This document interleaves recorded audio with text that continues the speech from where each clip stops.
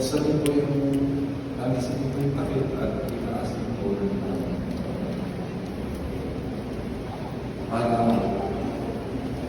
yun po ay mapasas.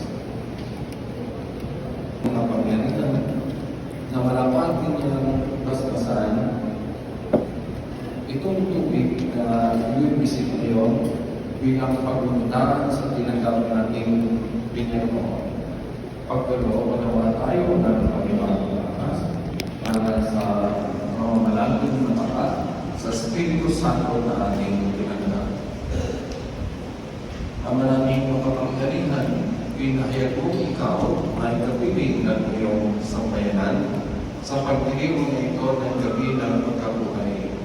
Dinukulitan namin ng iyong paglikha na tama namang kahangahangan at bilang iyong pagtuos sa amin.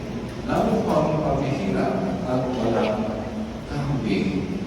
Basbasan mo itong tubig na iyong ginawa upang aming magamit para sa mga tanim ay madilig para makapawi sa upaw at init at para maganap namin ang paglilinis.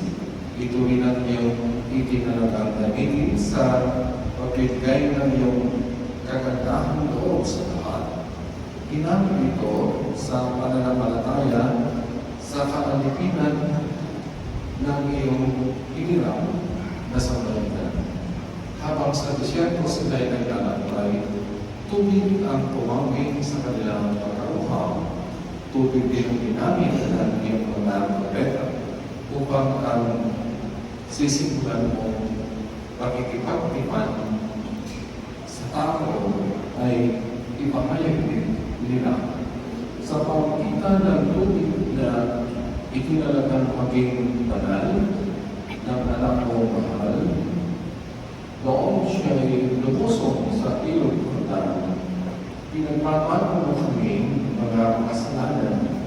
Ito naman tubig na may iwiwisik sa amin upang ang pagbibigyan kay aming kunin ay pagpahiwatig din nawa ng aming pakikigalak sa kaligayahan ng aming mga kapatid na natanggap ng binyan sa pasapunto ng pagkabuhay ng iyong anak na napapakita kasama sa Espiritu Santo at sa walang hanggan.